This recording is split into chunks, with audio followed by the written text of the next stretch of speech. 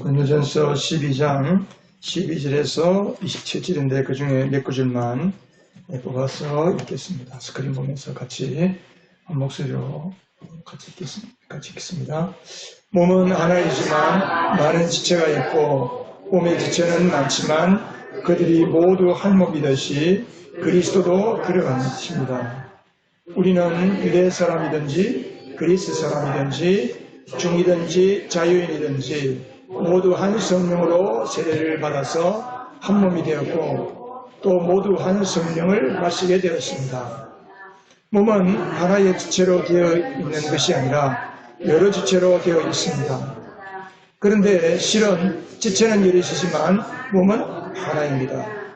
그러므로 눈이 손에게 말하기를 너는 내게 쓸데가 없다 할 수가 없고 머리가 발에게 말하기를 너는 내게 쓸데가 없다 할 수 없습니다.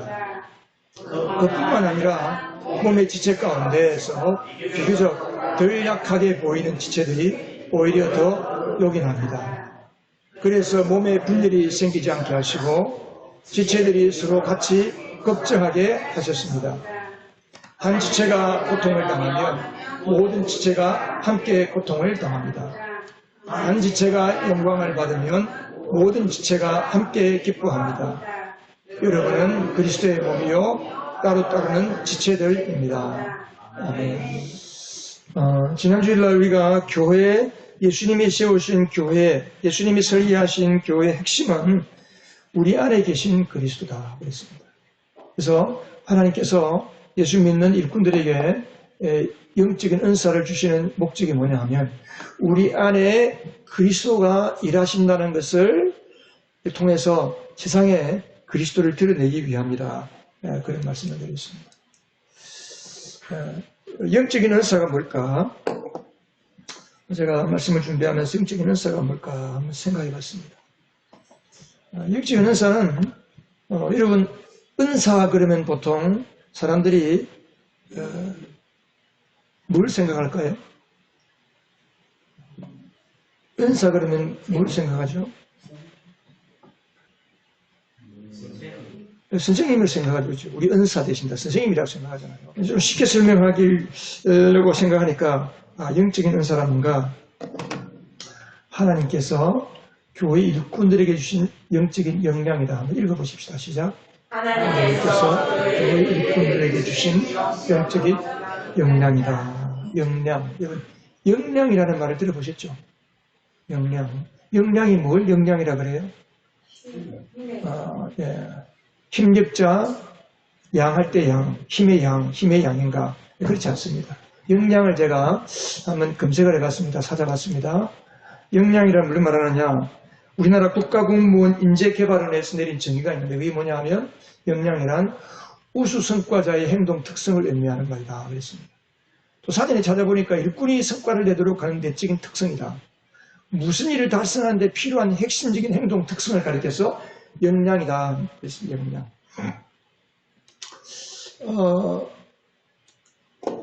근데 이제 역량은 보통 사람에게 있는 역량이잖아요. 근데 역량은 사람의 역량은 자기가 갈고 닦고 훈련해서 그 역량을 키워갈 수 있습니다. 그러나 영적인 역량, 하나님이 주시는 성령님이 주시는 영적인 역량은 하나님이 주셔야만 우리 안에 생기게 되고 또 믿음으로만 이 역량이 자라게 됩니다. 내 힘과 내 노력으로 영적인 역량은 자라지 않습니다. 그래서 성령님께서 교회 일꾼들에게 믿음이 들어간 사람들에게 성령으로 거듭난 사람들에게는 성령으로 세례를 받은 사람들에게는 다 한결같이 우리 안에 성령이 오셨기 때문에 성령이 그 마음속에 거하는 사람에게는 반드시 성령의 은사가 있습니다. 왜? 성령의 은사는 성령님 거기 때문에. 그래서 성령님을 나타내게 되면 믿음으로 성령이 내 삶에 나타나게 되면 자연스럽게 성령의 은사가 나타납니다. 성령의 역량이 나타납니다. 역량. 성령님께서 내 삶에 성과를 내도록 내가 믿는 믿음의 삶에 주님을 섬기는 일에 또 하나님의 복음을 위해서 세상에 나가서 복음을 위해서 일하는 그 일 속에, 내 삶 속에 놀라운 열매와 풍성한 열매를 맺을 수 있도록 우리 안에 그런 성령의 내적인 특성, 그 성과를 내도록 하는 핵심적인 행동 특성을 우리의 삶 속에 나타내 주신다는 거죠. 그걸 은사라고 합니다. 은사, 성령의 은사다. 오늘 성령의 은사에 대한 말씀을 지금 고린도전서 12장에서 14장까지 석 장에 걸쳐서 아주 길게 바울이 설명하고 있습니다. 특별히 고린도전서는 교회론을 말합니다. 교회론. 교회가 교회로서 정상 작동하려면 성령의 은사가 성령의 이런 선물, 성령의 주시는 역량이 각 사람에게 풍성하게 나타나고 그것이 또 교회 안에서 상호작용을 하면서 교회가 활발하게 하나님의 교회로서 능력 있고 활동성 있는 복음을 능력 있게 증거하는 교회로 생동력 있는 교회가 된다는 겁니다.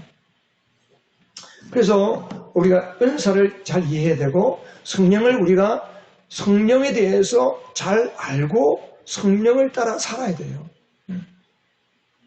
근데 고린도 교회 안에 문제가 생긴 그 문제는 뭐냐 하면 고린도 성도들이 교회가 무엇인지를 모르기 때문에 모르고 교회 생활을 하기 때문에 그 고린도 교회 안에 많은 성령의 은사들이 있고 그들이 참 믿음에 많은 이해도 있고 참 좋은 성도들인데도 불구하고 교회는 많은 문제를 일으키는 사람들이 되었습니다. 교회를 시끄럽게 하는 사람들이 되었습니다. 서로가 다투고 싸우는 교회가 되어버렸습니다. 왜냐? 교회가 뭔지를 모르는 거예요. 가정이 뭔지를 모르고 결혼하면 반드시 그 가정에는 문제가 생기게 돼 있어요. 그런데 안타깝게도 우리 젊은이들이 가정이 뭔지, 부부가 뭔지를 모르고 결혼합니다. 서로 좋아하면 결혼하는 줄 알아요. 그래서 결혼하고 신혼여행 갔다가 싸우고 이혼하고, 뭐 이혼도 아니지, 헤어져 버리고. 본인 신고도 안 했을 테니까. 살다가 한 달이 안 돼서, 1년이 안 돼서 이혼하는 이유가 왜 생겼냐? 가정이 뭔지 모르니까.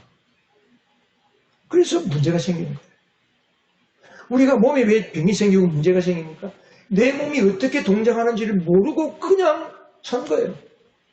어릴 때부터 그냥 먹고 마시고 잠자고 운동하고 살면 산 줄 알고 살았기 때문에 우리 몸이 고장이 나는 거예요.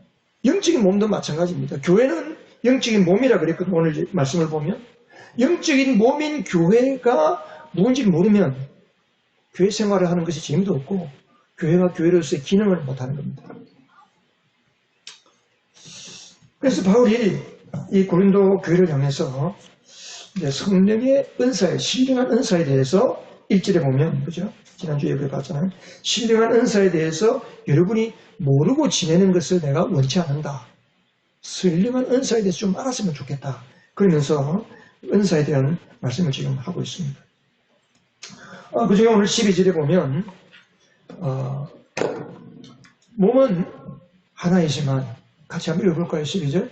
몸은 하나이지만 많은 지체가 있고 몸의 지체는 많지만 그들이 모두 한 몸이듯이 그리스도도 그러하십니다. 자, 여기 보면 몸이 여러분 몸이 하나잖아요. 몸 둘이 아니잖아요. 몸은 하나다. 근데 하나인 몸 안에 많은 지체가 있고 오장육부 사지백체가 있는 거예요. 근데 그게 그렇게 많은 지체가 있지만 역시 그것도 한 몸이듯이 그리스도도 그러하다 그랬어요. 그게 무슨 말일까? 이게 지금 바로 지금 무슨 이야기 하는 거예요? 그리스도도 그러하다는 게 무슨 말입니까? 이게 이제 오늘 우리가 말씀을 보는 핵심 열쇠입니다. 그리스도도 그렇다는 말은 지금 바울이 앞에서 무슨 이야기 했습니까? 이 앞부분에서? 예. 이 앞부분에서 바울이 보면, 몸에 대한 이야기, 몸과 지체에 대한 이야기를 했어요. 몸과 지체에 대한 이야기를 하면서 그리스도 그렇다는 말은 결국은 뭘 이야기하는 거예요? 그리스도가 어떻다는 겁니까? 그렇죠. 그리스도도 몸을 가지고, 이게 쉽게 말하면, 그리스도도 그렇다는 말은 그리스도도 몸과 지체를 가지고 계시다는 거예요. 아니, 예수님이 부활의 산을 올라가셨는데, 어디에 그리스도의 몸이 있고 지체가 있습니까? 그게 뭐예요? 자, 27절 한번 읽어보세요. 27절.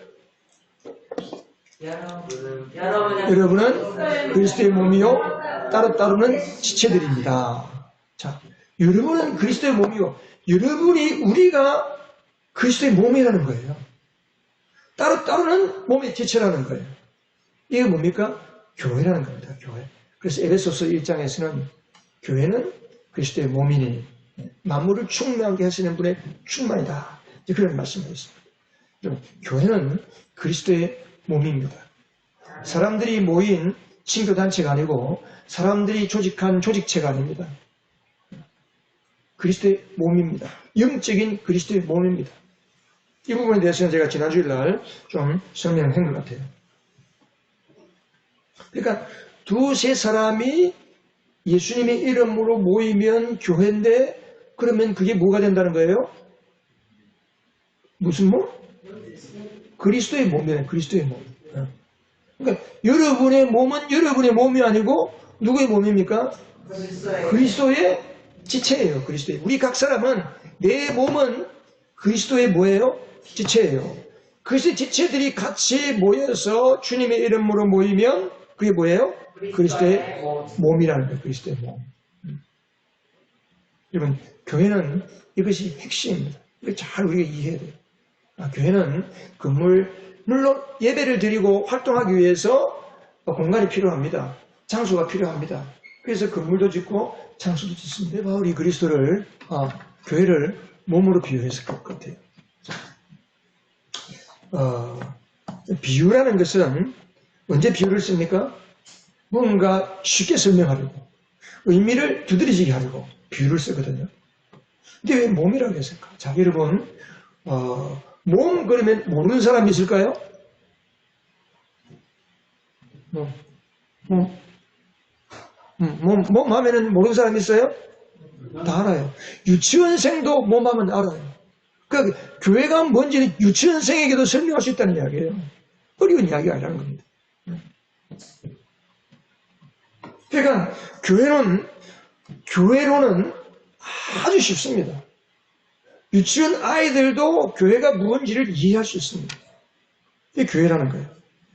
그래서 오늘 그리스도의 몸에 대한 비유를, 교회가 그리스도의 몸이라는 비유를 바울이 고린도 성도들에게, 오늘 우리에게 성령께서 우리를 말씀하고 있습니다. 자, 왜 교회를 몸으로 비유했을까? 여러분, 몸의 가장 중요한 특징이 들려면 뭘까요? 몸에 대한 중요한 특징, 다 여러 가지가 있을 수 있습니다. 근데 제가 예를 한번 들어보겠습니다. 몸의 특징. 자, 목이 마르다. 그럼 몸에서 물이 부족하면 어디가 느낍니까? 목에서 느껴요. 목에서. 몸에서 물이 부족한 것은 어디가 물이 부족하다는 거예요? 근본적으로 피에서 물이 부족하다는 거예요. 피에서 물이 많으면 피가 순환을 하다가 우리 몸의 정수기, 그게 어디예요? 콩팥이거든요. 몸의 정수기를 통과하다가 물이 많으면 그 남는 물을 콩팥을 통해서 다 걸러가지고 소변으로 배출하는 거예요. 물이 모자라면 소변이 안 나와요. 그 물이 모자라면 내 몸에 물이 모자란다는 신호를 주는 거예요. 그 신호가 어디로 옵니까? 목으로 와요, 목으로. 참 신기하고 재미있죠. 그거 한번 생각해 보셨어요? 만일에 목이 마른데, 몸이 이렇게 물이 부족한데, 피에서 물이 부족한데, 피가 느낀다고 우리가 느낄까요? 못 느껴요. 목이 마르도록 하나님 우리 몸을 설계한 거예요. 목이 마르니까, 자, 목이 말라. 그러면 어떻게 동작할 거예요? 우리 몸이 어떻게 자, 몸에 피가 지금 물이 부족합니다. 그러면 신호를 어디로 보내죠? 피가?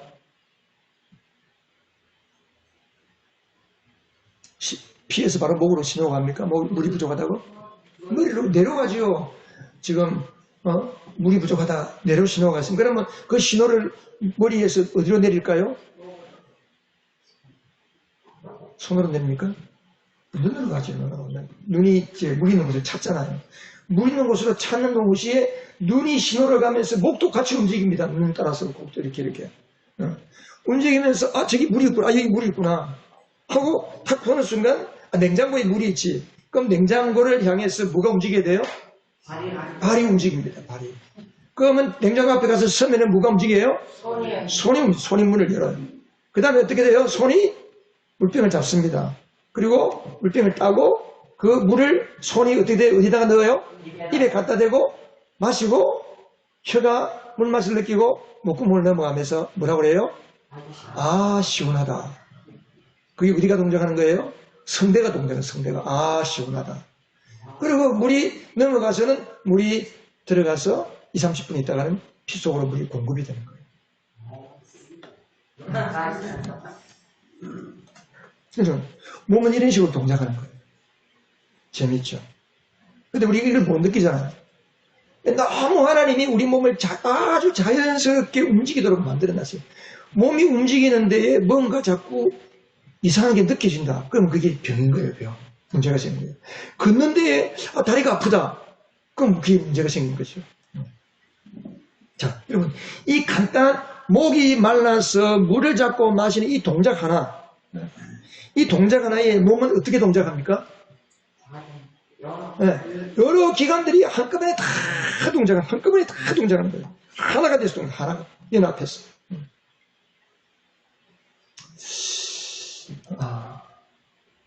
여러분, 왜 온몸이 하나로 이렇게 연결돼서 동작할까요? 몸이 하나이기 때문에 그렇지. 네? 뭐라고요? 연결되어 있기 때문에. 뭘로 연결되어 있을까요? 뭐가 있어서 우리가 하나로 이렇게 동작할 거예요, 몸이? 그 핵심이 뭐냐면 우리 안에 한 생명체가, 한 생명, 한 인격, 한 생명. 그래서 우리 몸은 생명으로 연결되어 있기 때문에 이게 움직이는 거예요. 생명으로 연결되지 않으면, 자, 여러분, 뇌경색, 뇌출혈이 일어나서 중풍병이 걸리죠. 그러면 뇌가 신호를 내리는 거예요. 걸어가야 되겠다. 근데 발이 잘 못 걷는 거예요. 생명이 연결이 안 되는 겁니다. 그럼 몸이 부자유한 거죠. 그래서 우리 몸은 생명의 관계로 연결되어 있다는 거예요. 생명. 그래서 생명의 관계로 연결되어 있다는 것을 조금 어려운 말로 뭐라고 그래요? 유기적인 관계다. 유기적인 관계. 한번 때려서 유기적이다. 유기적인 관계의 반대말은 뭡니까? 화학 시간에 나오잖아요. 유기화학, 무기화학. 이게 유기화학, 무기화학이에요. 그러니까 유기적이라는 말은 생명과 생명이, 세포와 세포가 생명의 관계에 연결되는 거예요. 오늘 제가 과학에 대한 이야기를 좀 할 테니까 여러분 머리를 잘 돌아가야 돼요. 생명의 관계로 연결된 것을 뭐라고 그런다? 유기체가 유기체예요. 그러니까 생명의 관계로 연결되어 있기 때문에 한 군데가 고장이 나면, 자, 몸에 한 군데가 고장이 나면 어떻게 될까? 온몸이 고장이 나는 거예요. 온몸. 생명으로 연결되어 있기 때문에. 그러니까 몸이 어디가 아프다 그러면, 예를 들어서 여기가 어디가 아프다. 심장에 고장이 났다. 심장이 아프다.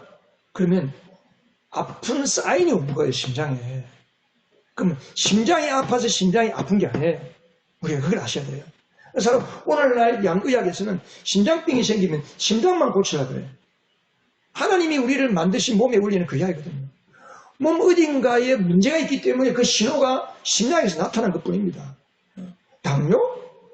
몸이 안 좋기 때문에 당뇨로 나타난 것뿐이에요. 그러니까 당뇨만 고친다고 되는 게 아닙니다, 여러분. 고혈압, 당뇨 어떻게 치료해요? 고혈압 고치려고 사람 의사 병원에 가면 고혈압 약을 줍니다. 여러분, 고혈압 약을 먹고 혈압만 떨어뜨리면 될까요? 안 됩니다, 여러분. 혈압만 떨어뜨린다고 혈압이 치료되는 게 절대 아닙니다. 100% 장담할 수 있어요. 혈압을 올리는 원인을 고쳐야 돼요. 아까 목이 말랐잖아요. 이 목에 물이 없어서 목이 마릅니까? 아니잖아요. 우리 몸 어딘가에 물이 부족하기 때문에 신호가 온 것뿐입니다. 똑같은 거예요. 그러니까 이게 생명의 관계로 연결되어 있기 때문에 간이 안 좋다. 그러면 간이 나빠서 간이 안 좋은 게 아니고 간에 신호가 온 거예요. 아픈 신호가 온 거예요. 간을 나쁘게 만드는 몸에 문제가 있는 거예요.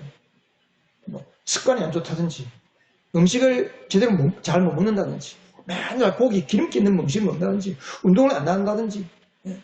그래서 우리 몸이 전체적으로 유기체적으로 생명의 관계로 돌아가야 되는데 안 돌아가니까 그 신호가 온 것뿐입니다. 여러분. 오늘 제 설교를 잘 들으면 이런 병원 안 가셔도 돼요. 병원에 돈 갖다 줄 필요가 없어요. 약 먹으면 고친다고 그러는데 사실 약으로 고치는 건요 전체 비용에서 한 10%, 15%밖에 안 돼요. 교회도 마찬가지입니다. 왜 교회가 부흥하지 않느냐? 왜 교회가 힘이 없느냐? 왜 교회에서 고린도교회가 싸우느냐? 왜 어떤 성도가 문제를 일으키느냐? 똑같은 원리입니다. 똑같은 원리. 오늘 우리가 성령 강림절인데 성령 강림 막 뜨겁게 기도하고 막 방언만 한다고 성령 받는 게 아니고 성령을 바르게 알고 바르게 믿고 성령이 내 몸 안에서 우리 공동체 몸 안에서 성령이 왕성하게 나타날 수 있도록 하여야 성령이 기쁘게 활동하시는 거예요. 성령이 활동하려고 해도 막혀 있으면 활동을 못하는 거예요. 성령님이. 자, 몸이 몸으로 기능하려면 어떻게 되느냐? 자, 영적인 몸, 교회를 말하는 겁니다. 지금 우리 육신도 마찬가지지만 몸이 몸으로 작동하려면 13절 자 12장 13절 한번 읽어보실까요? 우리는 유대 사람이든지 그리스도 사람이든지 종이든지 자유인이든지 모두 한 성령으로 세례를 받아서 한 몸이 되었고 또 모두 한 성령을 마시게 되었습니다. 자, 이 보면 우리가 지체들이 그러니까 고린도 교회 안에는 다양한 사람들이 모였습니다.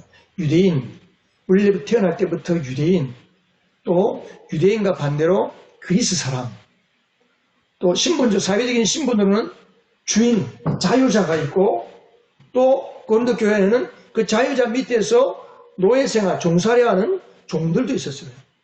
그래서 유대인이든지 그리스 사람이든지 자유자든지 종이든지 상관없이 관계없이 우리 모두는 뭘로 세례를 받았어요? 한 성령으로 세례를 받아요. 다 한 성령으로 거듭났다는 거예요. 한 성령으로 세례받고 성령으로 세례받고 거듭난 거예요. 또 한 성령을 마시게 되었다. 여기에서 마신다는 말은 헤라 원어를 찾아보면 포화상태를 봐요. 포화상태. 성령을 마시고 아주 우리가 음식을 많이 먹으면 배가 팡팡해지는 것처럼 성령을 충만하게 받은 상태를 가리키는 거예요. 그래서 교회가 성령으로 충만했다는 겁니다. 자, 몸이 몸으로 기능하려면 첫 번째 뭐였어요? 생명. 왜 생명이냐? 성령은 생명의 성령입니다. 생명이에요. 요한복음 3장이나 또 로마서 8장에 보면 요한복음 3장에서 예수님께서 성령으로 거듭나야 성령으로 태어난다. 하나님의 생명을 낳게 하시는 분이 성령님이십니다. 우리 안에서.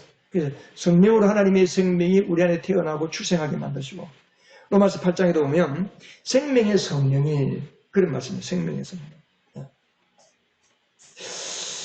그러니까 교회가 건강하고 파워풀한 교회가 되려면 우리 성도들이 모두가 다 성령을 받고 성령으로 충만해져야 돼요. 그리고 그 성령이 우리 안에서 왕성하게 활동적으로 일할 수 있는 교회가 돼야 돼요. 왜 교회가 생명력이 있습니다. 자, 근데 예수님께서 그럼 어떻게 교회가 생명력 있게 움직일 수 있느냐? 교회를 설계하신 분이 누구라고 그랬습니까? 교회를 설계를 누가 했다고 그랬습니까? 예수님이 교회를 설계하셨다 그래요. 어디에서? 교회 설교도가 마태복음 몇 장에 나와 있다고 그랬어요? 수도 없이 제가 이야기했어요. 하여튼 100번 더 이야기했을 거예요.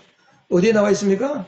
예수님께서 마태복음 16장과 18장에서 나와 있어요. 그래서 예수님께서 예수님의 교회 설계도를 보면 여기도 나와 있어요. 그게. 어떻게 교회 안에서 열매가 풍성하고 하나님의 역사가 많이 나타나고 어떻게 이렇게 성령이 왕성하게 활동할 수 있느냐. 자,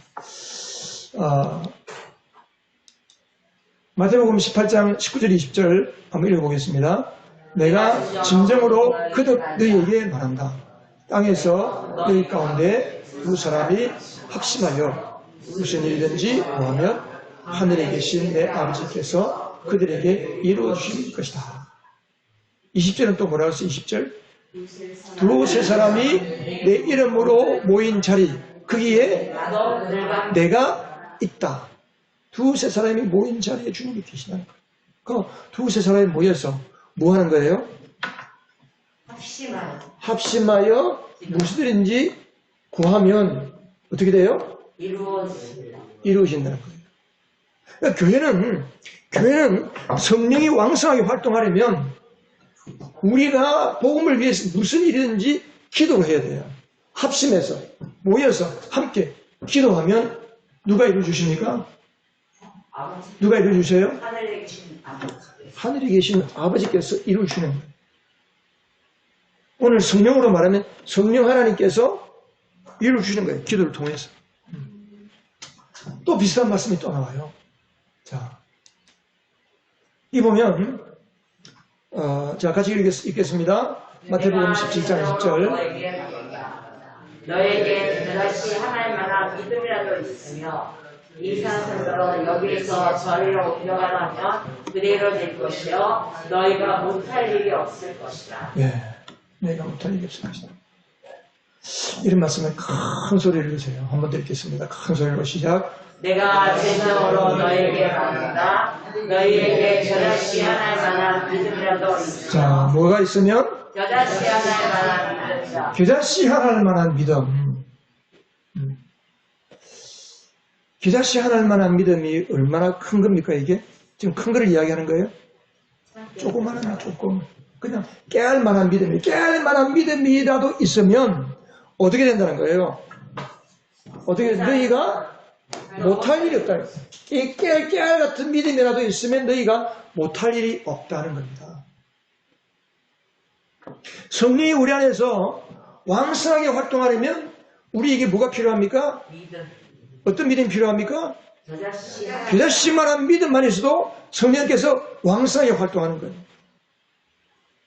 자, 근데 그 사이에 뭐가 있어야 돼요? 성령이 일하시기 위해서는 뭐가 있어야 돼요? 믿음이 있는 사람이 어떻게 해야 돼요? 믿음이 있는 사람이 뭐라고 말합니까? 이 산더러 여기에서 저리로 옮겨가라. 자, 이 말을 어떻게 말해야 됩니까? 믿음으로 말하는 거예요. 이 산더러, 이 산아, 내가 너에게 명한다.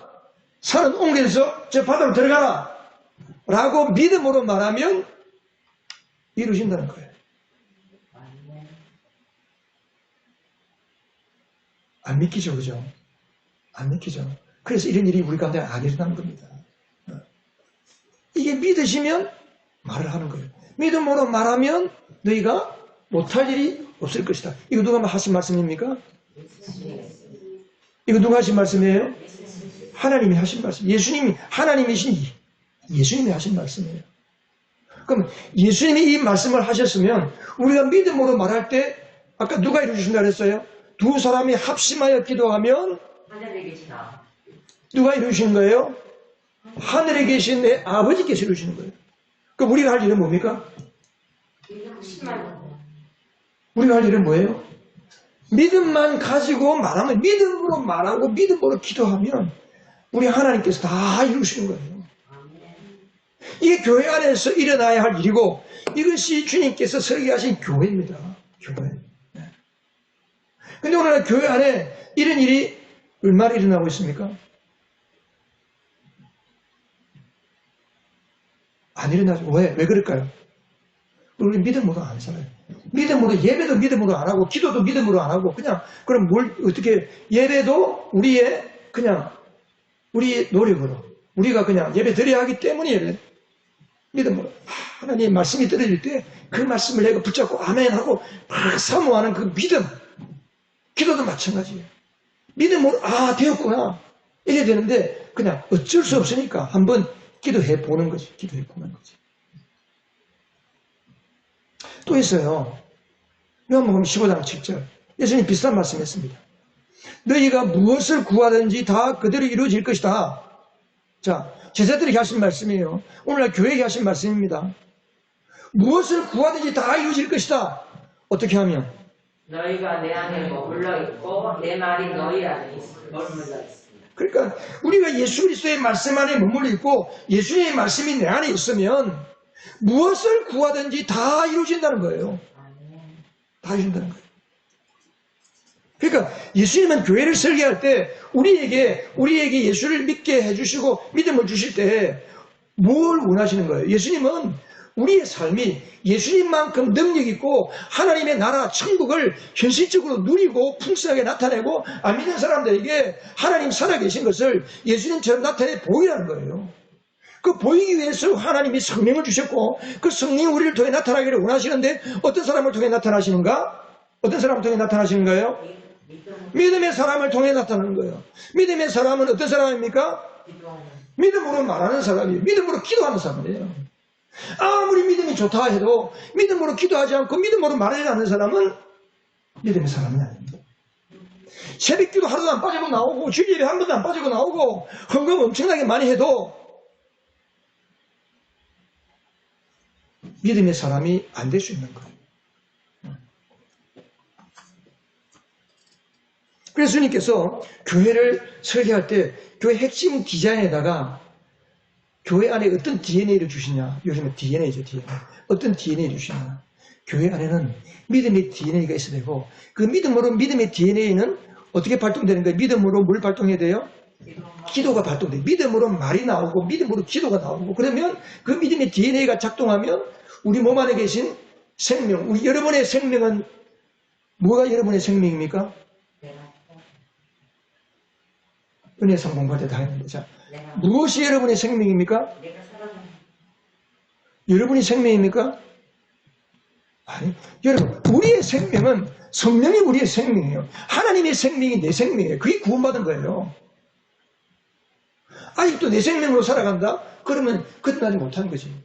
거듭났다는 말은 하나님의 생명이 내 안에 들어오셔서 나의 생명으로 바꾸신 거예요. 내 생명이 하나님의 생명으로 바꾸신 게 본질적으로.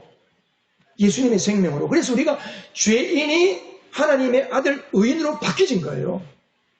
내 노력으로 바뀌어진 게 아닙니다. 윤리 도덕적으로 바뀌어진 게 아니에요. 예수님의 생명이 우리 안에 들어오셨기 때문에 우리가 하나님의 자녀가 된 거예요. 믿습니까 여러분? 믿습니까? 이걸 믿어야 돼요. 이걸 믿어야 돼요. 우리 이걸 모르는 거예요. 이걸 모르는 거예요. 내 안에 하나님의 생명이 있다는 것을 아는 사람은 하나님의 생명으로 사는 거지요. 하나님의 생명이 내 안에 있고 내 생명은 하나님의 생명이 내 생명이라는 가장 중요한 믿음이 없이 사는 거예요, 우리가. 그러니까 뭘로 살아요? 내 걸로 자꾸 사는 거예요. 내 돈으로 살려고 그러고, 건강으로 살려고 그러고, 내 노력으로 살려고 그러고, 내 지식으로 살려고 그러고, 온갖 각종 유튜브 보면서 지식을 쌓아가지고 그거 지식을 통해 살려고 그러고, 성경은 안 보면서. 이게 우리가 문제지, 이게 문제. 하나님의 생명이 내 안에서 작동하려면 하나님의 생명의 근본이 되는 하나님의 말씀이 내 안에 풍성히 거해야 되고 그 말씀 안에 내가 들어가야 되고 그 말씀이 내 안에 들어와서 나를 지배할 때 내가 믿음의 사람이 되고 믿음의 기도가 되고 그 믿음이 작동할 때 성령의 역사하고 우리 삶에 열매가 맺히게 되는 겁니다. 주님이 말씀하신 것은 이겁니다, 우리에게. 주님이 교회를 말씀할 때 교회 핵심 디자인이 이겁니다, 핵심 디자인이. 믿음의 기도예요. 믿음으로 모이는 거예요. 믿음으로 함께 모이는 거예요. 그러니까 믿음으로 함께 안 모이는 교회는 교회가 힘이 없지. 당연히 힘이 없죠. 최소한 두세 사람만 모여서 믿음으로 기도해도 너희가 구하는 모든 것을 다 하나님 이루신다 그랬어요.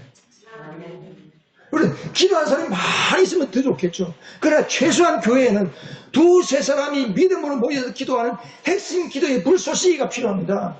우리 교회에 뭐가 필요하느냐? 두세 사람이 합심해서 새벽이고 밤이고 나와서 기도하는 기도의 불쏘시개가 필요합니다. 그래 우리 교회가 부흥하는 거예요. 여러분이 목사님 우리 교회 부흥해야 되는데요. 우리 목사님 우리 교회에 사람이 없어서 참 걱정입니다. 저는 그런 말 들을 때마다 너무 답답해요. 걱정하면 뭐예요? 나와서 기도해야지. 기도해야지. 근데 이게 사실이니까. 사실입니다. 이게 복음이에요. 이게 복음. 하나님의 생명이 나의 생명이 됐다는 것이 이게 복음입니다. 하나님의 생명, 여러분의 생명으로 만들어주시기 위해서 하나님이 뭘 하셨어요? 하나님의 아들을 십자가에 나 대신 죽게 했잖아요. 내 죄로 인해서 내가 죽어서 지옥 가야 되는데 하나님의 아들이신 예수님을 이 땅에 보내어서 죄 있는 모습으로 보내어서 육신의 모습으로 보내어서 나 대신에 십자가에 못 박아 죽게 하시고 그것이 믿어지도록 성령을 보내어서 우리 눈이 떠여져서 그렇구나 하는 것이 믿어지고 믿음으로 고백해서 그래서 예수님 영접하니까 예수님이 내 안에 들어오실 때 예수님은 하나님의 생명으로 들어오는 거예요. 하나님의 생명. 그래서 우리가 말씀을 공부할 때 수도 없이 공부하고 외우는 말씀을 읽고 외우잖아요. 읽고 외우잖아요. 응? 요한 1서 5장 11절 12절 여러분 생명의 상 공부하면서 아마 암송했을 거예요. 그 증언은 이것이니 하나님이 우리에게 영원한 생명을 주셨다는 것과 이 생명은 바로 그 아들 안에 있다는 것입니다. 12절 암송하시는 분들 한번 같이 해보세요. 그 아들을 모시고 있는 사람은 생명을 가지고 있고 하나님의 아들을 모시고 있지 않은 사람은 생명을 가지고 있지 않습니다. 그러니까 하나님의 아들 예수님이 내 안에 있는 사람은 내 속에 무엇이 있습니까? 무슨 생명이 있어요? 하나님의 생명이 있죠. 하나님의 생명. 네. 이게 거듭난 겁니다, 여러분. 교회를 잘 다녀서 거듭난 게 아니고 권사가 돼서 거듭난 게 아니고 장로가 돼서 거듭난 게 아니고 목사가 돼서 거듭난 게 아닙니다, 여러분.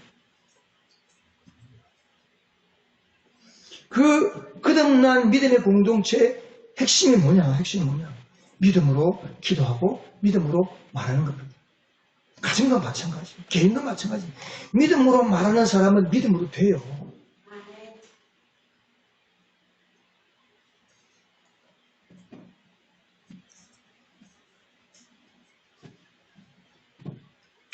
믿음으로 말하고 믿음으로 되는 것은 영적인 원리가 아니고요. 이 세상의 자연 원리입니다. 자연 원리. 세상 사람들도 긍정적으로 말하는 사람은 그의 인생이 긍정적으로 돼요. 하나님의 창조의 원리입니다. 창조의. 이게 과학적으로 입증이 됐어요. 작년 2022년도에 노벨 물리학상을 받은 사람이 있습니다. 노벨 물리학상 뭐가 노벨 물리학상 받은 줄 아세요? 우리 영현이 알아요? 양자역학의 원리. 양자역학의 원리를 세 과학자가 연구해서 공동 발표해서 노벨 물리학상을 받았어요. 그 노벨 물리학상을 받은 양자역학의 원리가 뭐냐? 양자역학의 핵심이 있습니다.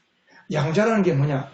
좀 어려운데 양자는 무게를 측정할 수 없을 정도의 아주 작은 양자가 분자를 주변으로 이렇게 있는 거예요, 이렇게. 말이 어려우니까 다 생략하고, 그 양자의 원리 중에 보면 양자 중첩의 원리라는 게 있어요. 양자 중첩. 양자가 서로 중첩된다는 거예요. 이중적인 모습으로 있다. 양자가, 이중적인 존재가 이중적인 존재. 이게 뭐냐면, 양자를 관찰을 나가려고 그러면요. 예전부터 여러분 아마 고등학교 때 과학 시간, 물리상 시간에 조금 관심이 있던 사람들은 기억할 거예요. 빛은 입자설, 빛의 입자설과 빛의 파동설, 혹시 기억하세요? 네. 빛은 입자다, 입자. 입자는 뭐예요? 알맹이다, 알맹이.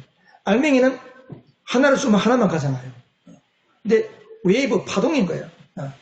그래서 입자냐, 파동이 이걸 가지고 과학자들이 이렇게 막 이렇게 했는데 이게 이분들이 밝혀낸 거예요. 양자 중첩이 된다. 자. 빛은 입자다, 빛은 파동이다. 근데 재미난 게 둘 다 맞아요. 빛은 입자이기도 하면서 파동이기도 해요. 근데 재미난 게 있어요. 재미난 게 있어요. 빛을 입자인지 파동인지 관찰을 딱 하려고 하면 빛은 입자가 되어버리는 거예요. 관찰을 안 하고 놔두면 빛은 뭐가 될까요? 파동이 되는 거예요. 막 움직이는 빛이 막. 그래서 이거를 재미난 영상이 있어요. 자, 보세요. 이 그림 보세요. 막 춤추고 놀죠? 근데 딱 보면 아무것도 아닌 것처럼 또 이게 영어로 이거 보면 파티클, 입자라는 거예요. 또 안 보면 웨이브라는 거예요. 막 아직 딱 보면 또 이렇게 한다는 거예요. 안 보면 또 막 춤추고 노는 거예요. 재미있죠? 이게 자연이라는 거예요. 자연. 자연, 양자연. 자연 모든 만물의 가장 가장 작은 단위. 이게 양자 정책이다. 쉽게 말하면 관찰로는 안 돼요. 그냥 믿음으로 그렇다고 믿는 거예요. 그게 뭐예요? 여러분의 몸이 그렇게 되면 우리의 몸이 전부 그 원소, 양자들의 원소. 빛도 마찬가지. 눈에 보이는 거. 그래서 이 양자의 원리의 핵심이 뭐냐면 맨 밑에 인포메이션, 그 정보가 있고 그 정보에 의해서 물질이 이루어지고 그 물질이 모여서 세상을 구성하는 거예요. 하나님은 천지 만물을 지으실 때에 보이지 아니하는 것들을 가지고 보이는 세상을 지으셨어요. 하나님은 말씀으로 천지 만물을 창조했습니다. 히브리서 11장 3절 한번 읽어보겠습니다. 시작. 믿음으로 우리는 세상이 하나님의 말씀으로 지어졌다는 것을 깨닫습니다. 보이는 것은 나타나 있는 것에서 된 것이 아닙니다. 여러분, 이거는 보이는 거잖아요. 그런데 이게 있기 위해서는 뭐가 있었을까요? 보이지 않는 무언가에 의해서 이게 만들어졌다는 거예요. 그런데 핵심적으로 자꾸 파고 들어가면 아까 있는 것처럼 양자 역학의 원리처럼 우리는 여러분 하나님의 말씀은 일종의 인포메이션이잖아요. 우리가 이 땅을 어떻게 행복하게 살아갈 수 있도록 하나님의 자녀로 살아갈 수 있도록 주신 인포메이션입니다. 이론입니다. 정보입니다. 근데 이것을 이대로 살아야지 하고 따지고 분석하고 예를 들어서 하나님이 나에게 물질을 많이 주시면 내가 헌금 많이 하겠습니다. 그런 사람은 절대로 물질이 안 옵니다. 하나님의 말씀의 원리가 뭡니까? 물질을 풍성하게 하나님이 경제적으로 축복해 주시는 원리가 성경에 있거든요. 근데 어떤 사람은 그래요. 내가 시간이 나면 주님께 더 봉사하겠습니다. 내가 뭔가 조건이 되면 하나님께 뭐 하겠습니다. 그러니까 안 돼요. 하나님의 말씀을 믿고 그냥 믿음으로 순종하는 사람에게는 그런 역사가 나타나는 거예요. 하나님이 우리가 오늘 양자 역학을 제가 왜 언급하냐 하면 이 세상은 보이지 않는 것들에서 움직인다는 겁니다. 보이지 않는 것들을 우리가 어떻게 하느냐? 믿음으로만 알 수 있다는 거예요. 믿음으로만.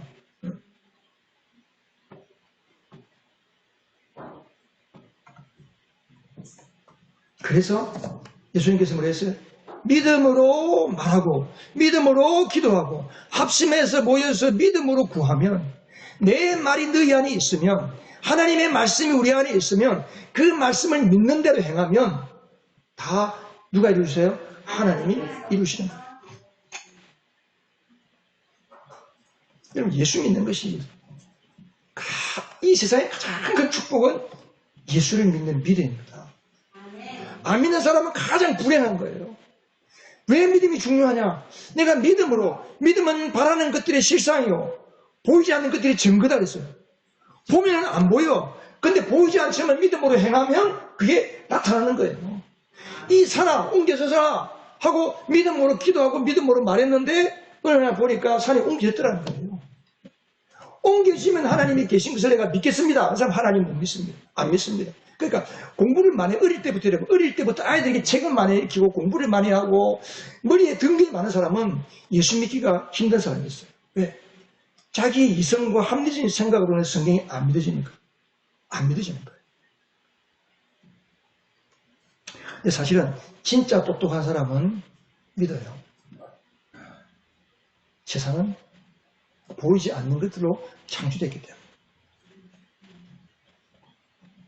그래서 우리가 믿음으로 말하는 게 너무너무 중요한 거예요. 기도할 때도 하나님 이렇게 해주세요 하지 않고 하나님께서 해주실 것을 믿습니다. 하나님은 나를 고치셨습니다. 라고 말씀하시기 바랍니다. 네? 하나님은 나에게 이렇게 해주셨습니다. 라고 믿음으로 기도하세요. 믿음으로 씀을 쳐놓으세요. 말하고 이렇게 보고 말하고. 성경이 전부가 다 믿음의 책이잖아요. 믿음의 책. 네? 성경은 뭐예요? 구약 성경, 신약 성경. 하나님의 약속의 말씀이에요. 약속의 말씀. 하나님이 약속하셨으면 누가 이루십니까? 하나님이 이루시는 거예요. 그럼 하나님의 말씀이 내 삶에 이루어지려면 나는 어떻게 해야 돼요? 믿어야 돼요. 믿음으로 순종하면 약속이 나타나는 거예요. 약속이 나타나면 내가 믿겠습니다. 그건 믿음이 아닙니다. 그건 이미 확인했는데 그게 무슨 믿음입니까? 믿음이 아니지.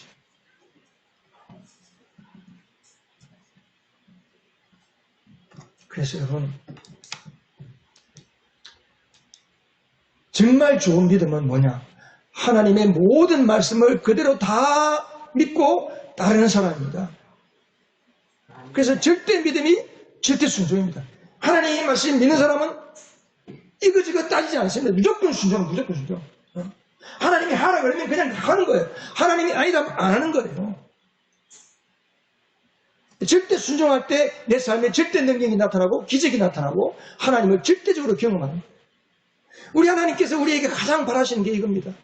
성령을 보내주시는 이유가 뭐냐? 내 속에서 믿음의 사람이 되라는 거예요. 믿음으로 일하라는 거예요. 그래서 내가 여러분 삶에 성령이 나타나려면, 성령의 은사가 나타나려면, 내 삶이 성령으로 이끌어지는 역사가 나타나려면 우리에게 딱 한 가지 필요한 게 있어요. 그게 뭐예요?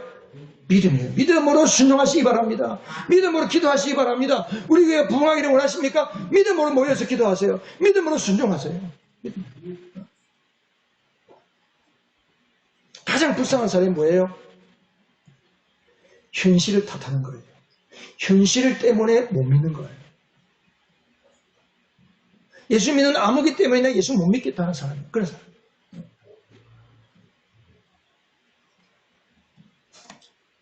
그래서 우리는 예수님의 말씀으로 이미 자유하게 되었습니다. 죄에서 자유했습니다. 하나님의 생명이 들어왔습니다. 여러분 하나님의 생명을 확인했습니까? 아니요. 믿는 거예요. 믿는 거예요.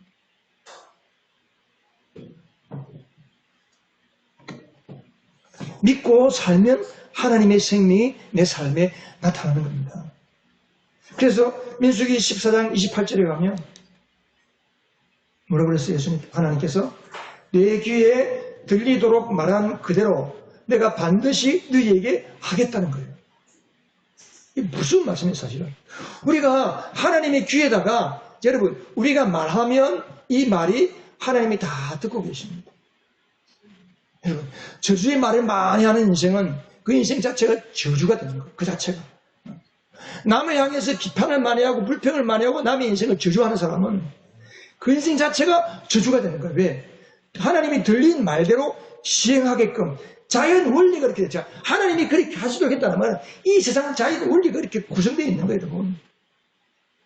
그러니까 이때까지 여러분들이 누군가를 저주하고 누군가를 못되게 악한 말을 하고 하면 여러분 회개하세요. 기도하다가 생각나는 거 다 회개하시기 바랍니다. 생각이 안 나면 어쩔 수 없겠지만 다 회개하세요. 하나님께 취소하시고 자기 자신을 있으면 어떤 사람은 너무 힘들어가지고 자기 자신을 저주하는 사람이 있어요. 죽고 싶다고 그러고 뛰어내리고 싶다고. 귀신이 그렇게 만들어. 우리의 마음에 우울함을 집어넣고 걱정, 의심을 집어넣고 어두운 생각을 집어넣는 게 그래서 마귀가 그렇게 우리를 뒤에서 꼬드기는 거예요.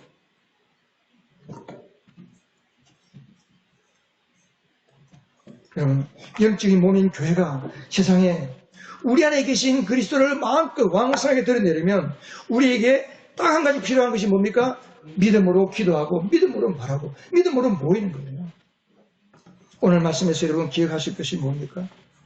우리 교회는, 우리 공동체는, 여러분의 가정 공동체는, 가족 공동체는 그 가족 공동체 안에 하나님의 생명이 왕성하게 역사하려면 우리는 반드시 함께 모여서 집에서 함께 모여서 같이 기도하고 교회 같이 모여서 같이 예배하고 같이 모여서 기도하고 서로 믿음의 말을 격려하고 믿음의 말로 위로하고 믿음의 말로 하나님이 이루실 것을 믿음으로 바라보고 믿음으로 말하고 이러한 믿음의 역사가 나타나는 공동체가 될 때 성령께서 우리 안에서 마음껏 일하시고 마음껏 나타나셔서 우리 교회가 행복한 교회, 여러분의 신앙이 행복한 신앙, 여러분의 인생과 여러분의 가정이 하나님이 축복하시는 아름다운 인생이 될 줄로 믿습니다.